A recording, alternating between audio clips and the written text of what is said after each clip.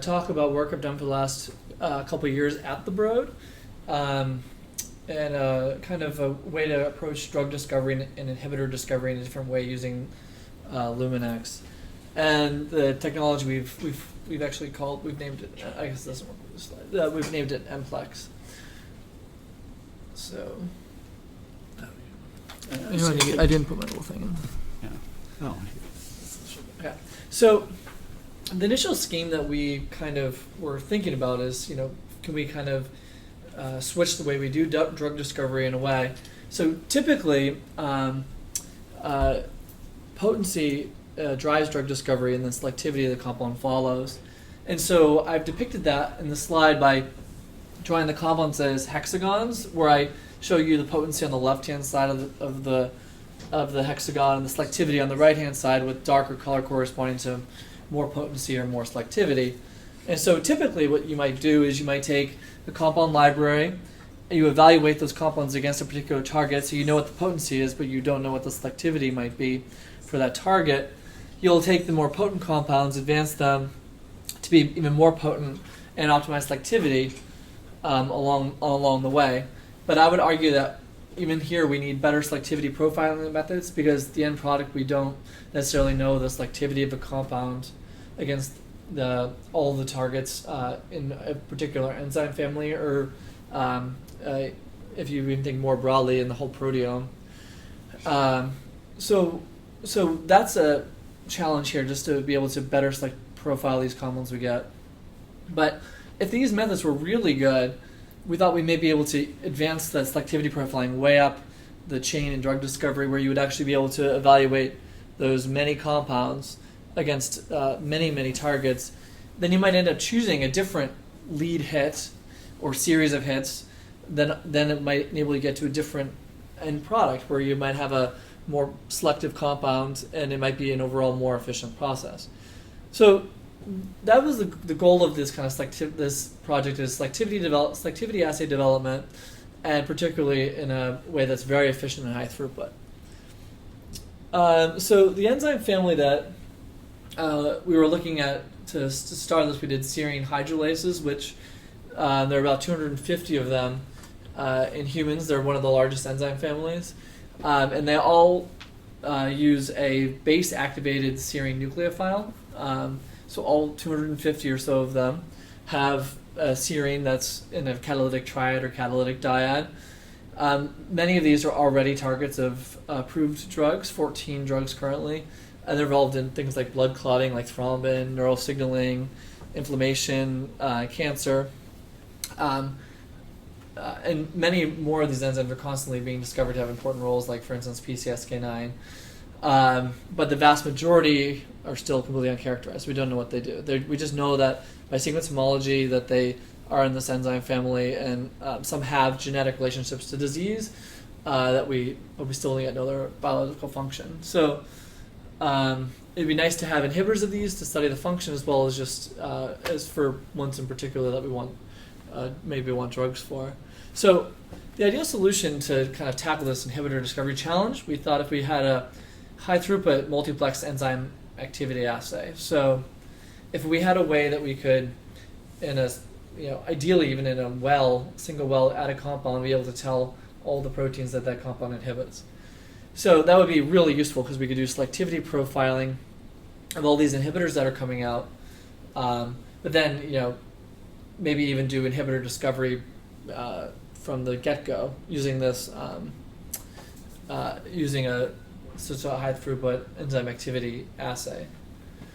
So how do we think we could go about doing such a thing? So we turned to a technology which is called activity-based protein profiling, or ABPP. Now what's important about this technology is that it is a general method to assay enzyme activity. So that's a key element you need to do this. An activity-based probe has two key parts. You have typically a reactive group that reacts with the active site of an enzyme. So you can think of it as a non-specific inhibitor. And a tag, for instance, a biotin, or a fluorophore, or a click handle enables you to detect that interaction. And the prototypical activity-based probe for serine hydrolases and serine proteases is a fluorophosphonate, and I'm showing you here a link to biotin. There's dozens of activity-based probes for dozens of enzyme families already, and many more are always being introduced. But for today, the one that I'm using in this talk is the fluorophosphonate. And the way that it interacts with the serine protease is the base-activated serine nucleophile simply covalently labels with that warhead, resulting in a probe-labeled enzyme. Now, the Cravat lab at Scripps has pioneered this technology for inhibitor discovery over the last 15 years or so. And the main method that's used for inhibitor discovery has actually been very powerful, and it's developed many lead compounds for many different enzyme families. Is you just take a proteome, which could be a tissue lysate or cell lysate, and you add your inhibitor. So any enzyme or protein in this proteome that's inhibited will now be blocked. When you add the activity-based probe, so the non-specific inhibitor, all the enzymes that are blocked will now will no longer label with that probe. And so when you run it on, for instance, SDS page gel, you'll not be able to, the lanes in which the blocked enzymes, when the enzymes are blocked by the compound, now these will no longer appear on the gel. So that's how this would be used traditionally for inhibitor discovery. Now, to increase the resolution of this, because you can only see very few number of proteins on a gel, you can actually also use obviously a biotinylated probe, pull down with avidin, and do an on-beat digestion with trypsin. So those are the typical way that you would envision using this for inhibitor discovery. Now, the advantage is obviously you don't need a specific substrate assay, and you can evaluate multiple enzymes. But this is limited because you typically can assay only a very small number of enzymes. I'll give you numbers on the next slide. And perhaps most significantly, these laborious detection methods severely limit the number of throughput you can do. You can only do a few hundred compounds maximum or doses using these platforms. So to give you an idea of how many compounds, for SDS page you can maybe run a few hundred compounds against maybe 10 or 15 enzymes. Mass spectrometry, you can maybe see 40 enzymes in a lysate because these enzymes aren't going to be necessarily abundant or expressed in tissues and lysates you would look at. I actually, a few years ago in 2009, developed a polarization-based strategy where you could look at one enzyme at a time, and this was very high throughput, so you could do hundreds of thousands of compounds, but it really was no better than traditional substrate assay. Except for the fact that you didn't have to know what the enzyme did. You didn't have to develop a substrate for it. But other than that, it didn't really provide any advantage. So, where we really wanted to be was, way out here, where we could do the thousands of compounds against, the whole enzyme family, against, first of all, this enzyme family and then other enzyme families, and eventually the idea is could you, eventually have a world where you have a compound you can see what it really interacts with easily. Okay, so now that was the question, is this possible to do that? So this is where we turned to Luminex, and we thought that if we simply took our enzymes and coupled them to different colored Luminex beads, where every now enzyme has a different colored bead, and we mix them together in a pot, we could perform that same thing we performed in the proteome, but now with these bead-coupled enzymes. So now we incubate these enzymes with a compound, we add a biotinylated activity-based probe, and then add a streptavidin phycoerythrin dye to detect the active enzymes.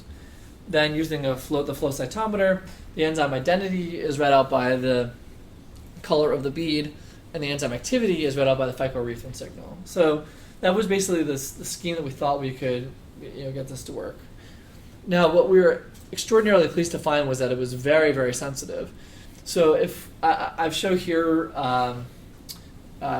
and serine hydrolase, which is PME1, and a mutant serine hydrolase with a catalytic serine mutated to an alanine. And you can see that with picomolar enzyme in the well, even like 100 picomolar, we get really nice signal. We get no signal at all with the catalytically inactive enzyme, and this is importantly 8,000-fold lower than you need for fluorescence polarization, that technique. So this is actually needed if you're going to start thinking about coupling this many enzymes to be, and so you're making this many enzymes, it needs to be sensitive so that you can actually physically do that. And so we were pleased to find that that was true. So a number to keep in mind is about 10 micrograms of enzyme is good for 10,000 wells in our case. So 10,000 compounds per 10 micrograms. So it's not a lot of protein, very easy to do. Now, is it compatible with many enzymes? So I went through and made several serine to alanine mutants. I show 4 enzymes, and they were all very similar. And actually, the next sets I made, this is PME1, were actually had even stronger signals than PME1 did. And importantly, if you add an inhibitor, no matter what concentration of enzyme you use, the inhibitor does indeed block the signal. So you can determine accurate IC50s using this strategy. Okay, so then we decided let's shoot for 100 enzymes. So that's certainly not the full 250 panel to start with. Some are hard to express, but we decided if we just went around the dendrogram, this is based on sequence homology, if we just went around the dendrogram and picked out ones from the various clades, now in red shows you the ones that we made active expressed and they work on the beads. You can see that they do represent the full family. To give you a sense of where enzymes are, thrombin is down here. These proteases are very highly similar to each other. Acetylcholinesterase is here. Dipeptidyl peptidase 4 is up there. So those enzymes, and currently a goal is, can we at least do another twice as many of these. And I don't think there's any reason why we can't get close to at least 80%. Some don't react with the fluorophosphonate. Some are extremely hard to express, but I think we should be able to get most of them. But for the first case scenario, before we did any screening, we just assembled this panel. So the first step was, could we do selectivity profiling? So obviously many drugs and chemical probes have been made already, many specifically for this family. So we first wanted to know, how do those look? So to orient you here, this is our mlex selectivity profiles. So on the top are the enzymes. They're sorted alphabetically, and shown here is a compound with the top dose being 33 micromolar, dose down to 5 nanomolar here. And the first profile is that of the Merck compound, sitagliptin or Januvia, which is a DPP4 inhibitor. It's widely used. It's thought to be selective. This confirms its selectivity amongst the family, which is nice. This compound's also reversible, so if anyone has concerns about using these covalent warheads for inhibition, as long as you don't let it incubate for days, it's fine.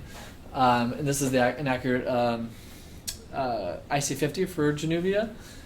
Here, the next one down, I'm just showing you different levels of selectivity. This is the active metabolite of lactocystin, which has been used in thousands of papers and it was considered the most selective proteasome inhibitor for a very long time, until the early 2000s, when a group discovered it hits cathepsin A. And just in the simple profile, we found that it hits a whole slew of other completely unrelated enzymes to that. And it's not to say that necessarily of course it still inhibits the proteasome and mediates remarkable activity through that, but there could be other biology going on with this compound. And if you want to be using the most selective protease inhibitor, you probably don't want to use lactocystin. And then this last compound is a lactone. It's been used again in hundreds of papers as a lipase inhibitor. It does not. People would suspect based on the structure it probably isn't that selective, but here you can actually look and see what the selectivity really is. So what we can do is we can then take all these curves and compress them into IC50 values to give you a heat map, where now, for instance, you can see Januvia is an inhibitor of DPP4, and that's what the selectivity profiles look like. And I show you like that, so you can see when we start profiling many compounds, we can start seeing how the compounds cluster and the enzymes cluster with each other. So this is 55 widely used inhibitors. Again, the inhibitors are shown here. We have many things like the thrombin inhibitors and the blood coagulation inhibitors, shown here on the far side, and you can see that many of them are clinically approved drugs. They're not entirely selective. They hit many things that are known, many things that are unknown. I can't highlight all the examples, but suffice to say that you do see the clustering of the compounds that hit the same enzymes with enzymes that are similar, although you have many cases where you have enzymes that are not similar, don't necessarily cluster with the compound that are unexpected. I'll give you a few examples of those. Here are the DP4 inhibitors cluster. This is the fatty acid amide hydrolase inhibitors here. And so one cool thing that was immediately jarring is, we put the HCV protease inhibitors. So the HCV NS3 protease is a serine protease. It's obviously not a human enzyme, but it's of interest to what these protease inhibitors inhibit. And so we threw these through there, and actually the two that we profiled were telaprevir and boceprevir, and they clustered together with each other based on their off-target specificity in humans. And if you just were to look at them, you can see that they both inhibit this. The clustering was driven by they both inhibiting this enzyme PRCP. The structures are very similar. They both have this alpha keto-amide structure. And what's kind of neat is telaprevir, which is a really potent PRCP and CEL1 inhibitor, was discovered to have a rash once it went to the clinic. And it's not known what causes this rash. And I'm not saying that we understand the cause, but you could imagine an off-target inhibition of a human enzyme could underlie this toxicity. And for instance, this enzyme CEL1 is a elastase that's only expressed in the skin, and no one knows the function. So it's possible that the inhibition of this by telaprevir, but not boceprevir, is what's different because one causes a rash and one doesn't. PRCP, no one knows what it does. Again, but it's probably better not to inhibit it if you could avoid it. But one thing that's interesting, again, is this is the dendrogram, and it just shows you that you might anticipate you inhibit an elastase because it's an NH3 protease. They have similar substrate specificities, but when Vertex and Merck were making this, they never would go over to this side of the dendrogram to test that compound against PRCP because it's a totally different fold and has a different substrate specificity. So it shows you the challenge of trying to totally know substrate specificity, but it shows you that when you have these profiling things, you can find all sorts of interesting things you might want to avoid. And again, what's also funny is that if you were to look at Merck's PRCP inhibitor program, they were making compounds that had very similar scaffolds to the HCV. So it may not be surprising that they have the same fold, the same off targets, but it's not necessarily easy to recognize these similarities. I just show you bortezomib for fun. That's a threonine protease inhibitor. So these are not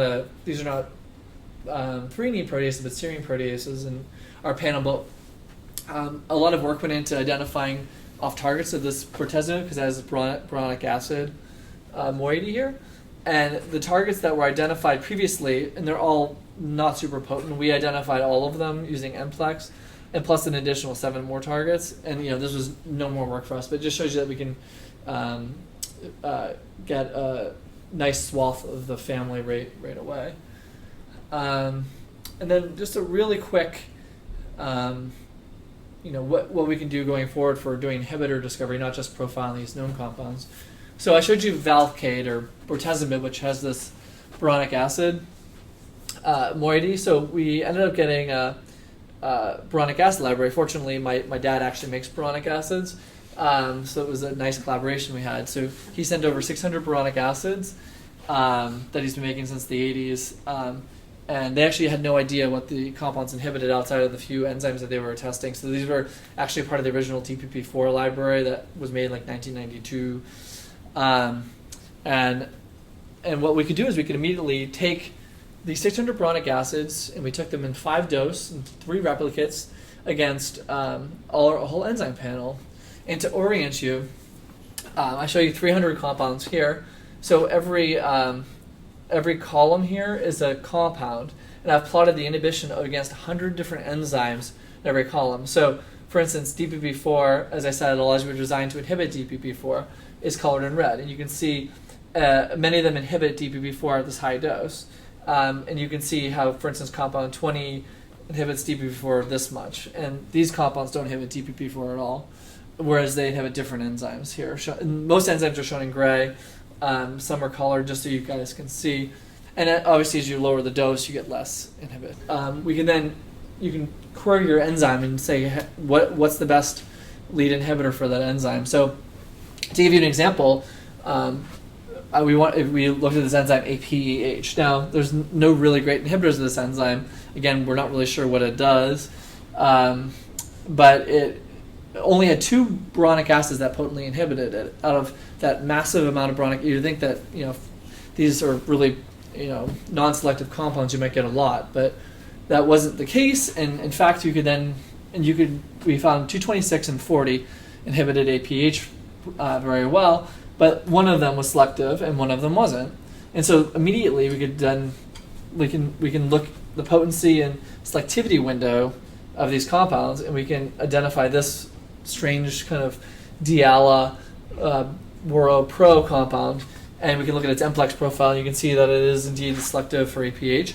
So it just shows you that we can, compounds can just come right off the deck for specific enzymes. I'm not going to go into the RB9 story, which is a little bit more complicated with more compounds, but here you can see that you can look at your potency and selectivity again from right from the primary screening information to choose your leads. So another kind of in a final fun story, since these were originally designed as DPP4 inhibitors, like what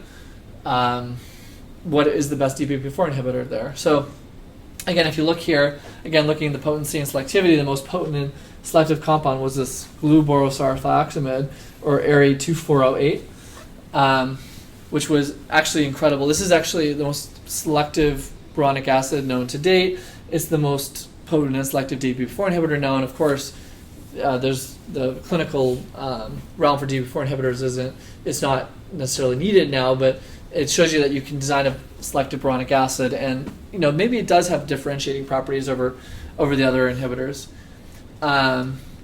What's neat is the company that was making this was also advancing this compound as a DPP4 inhibitor, but it's less selective.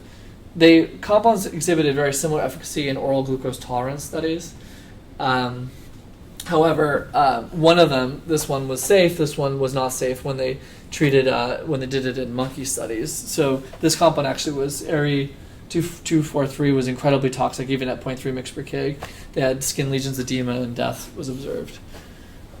So basically the summary of mlex is it's a multiplexed high throughput enzyme activity assay, and we can profile hundreds of enzymes, and hopefully we're going to do way more enzymes soon, and versus thousands of compounds. And the applications that I've tried to touch on is we can certainly aid lead optimization in drug discovery with those last examples I showed with DPP4, APH, RBBP9. We can profile all these existing drugs for selectivity, like sitagliptin and bortezomib. We can maybe even identify off-target interactions that mediate toxicity, like telaprevir. I didn't get to show you some of our other examples of trying to repurpose drugs and probes. So we found certain FDA-approved drugs that inhibit other targets that could be of interest. For instance, in infectious disease target, we actually incorporated some infectious disease targets on this panel that I didn't show the data from, but we can repurpose some drugs for those. And another thing, we have some compounds that have interesting biology that we don't understand how it happens, what the targets are, but through this mlex, we've identified targets, and we're trying to follow up how these compounds work and elicit their biological function. So a few acknowledgments. Todd Golub is my postdoc advisor and a big Luminex user, and was a great support for developing mlex and these technologies. And my PhD advisor, Ben Cravat, was pioneer of ABVP and doing this selectivity profiling technologies, and they were a great help for both doing this project. So, and any questions?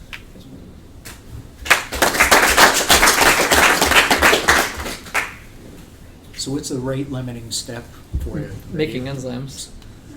And how long does that take in general? I mean, is that half of your efforts? Well, now we're kind of just we're profiling lots of compounds, but I spent a good year making enzymes. So, although I'm better at it now, so maybe it'll be faster. But so this technique is very good for small molecule library screening. Yeah. So I would like to know if it's possible to use it for the big molecule like antibody target the ligand or the receptor. Yeah. For this kind of antibody library screening. So we haven't done antibodies, but one thing that we have already tried is like serpin screening. So you can certainly do there's probably lots of things that you can imagine doing multiplexed screening for, but directly with this, you can imagine using inhibitors of these enzymes using this exact platform that are macromolecular inhibitors. So we've already done that, and people don't know what serpin specificities are. So serine protease inhibitors, like there's 37 of them in humans, so we can identify their specificities just real quick in here. But we haven't thought about. I'm sure there's other applications where you could imagine, that kind of thing. But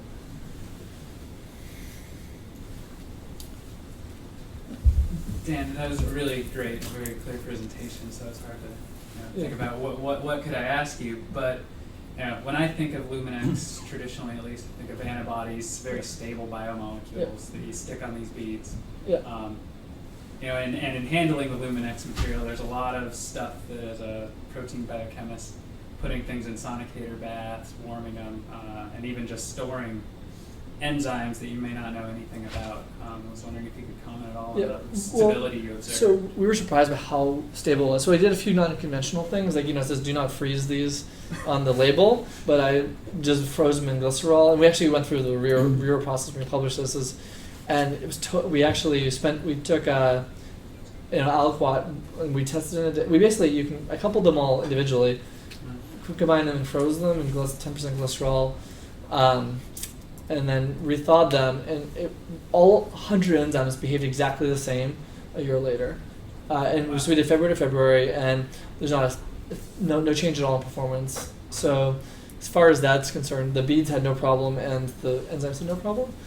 I'm sure there's going to be some enzymes that would be. There were a few enzymes that lost activity when you coupled them, but I'm not sure why that is. But generally speaking, when you have these activity-based probes, you can imagine even if like 90% of the enzyme fell apart, the only enzyme that still labels with the probe is going to be functional. So it doesn't really matter that you don't have to be super careful. And our results, corroborated what like in vitro people observe. So yeah, we were certainly worried about that. But Thanks. yeah. What's what the rate limiting step is, but what do you think is going to limit your ability to plex and build larger libraries of enzymes? So some enzymes are hard to make, and then some enzyme families don't necessarily have probes that are as good as the fluorophosphonate probe. So it'd be awesome to live in a world where you hadn't such an assay for all these enzyme families, and like certainly kinases, people have come up with lots of creative strategies for screening, and certainly this might not be the perfect strategy for every enzyme family, but certainly other enzyme families might benefit from this, and maybe this will inspire other types of approaches to do enzyme screening like this. But yeah, certainly for this case, probes and just making enzymes.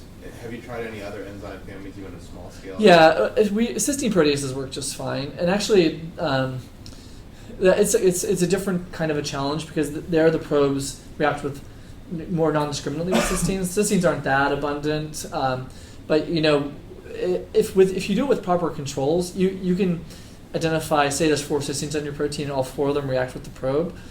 You could actually still discriminate between the 25% that was the active one that blocks if you have the control, like a control inhibitor, to develop the assay. So certainly it works. There's more challenges associated with it, but